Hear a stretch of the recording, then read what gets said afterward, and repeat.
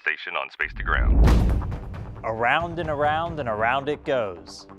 Welcome to Space to Ground. I'm Dan Hewitt. The station passed another milestone this week with its 100,000th orbit. In the 17 years since the first module Zarya launched back in November 1998, the station has traveled the distance of over 2.6 billion miles, which is almost the distance between the Earth and Neptune. For another idea of the distance, that's the equivalent of about 10 round trips to Mars. In that time, more than 1,900 experiments have taken place and 222 people have either lived there or visited. A whole fleet of satellites shot away from the station this week to study the Earth below. 17 CubeSats were deployed from outside of the Japanese Kibo module for a range of missions.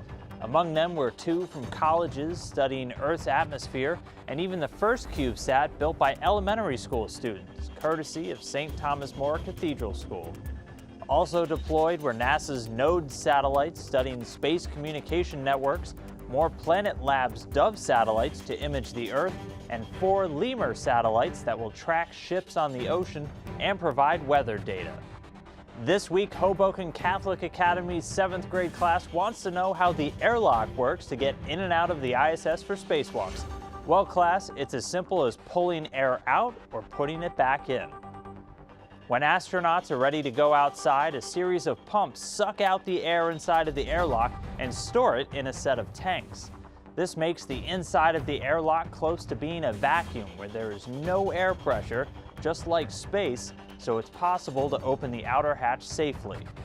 Once the crew comes back in and the hatch is resealed, the air gets pushed back in from those tanks, bringing the airlock back to the same pressure as the rest of the station.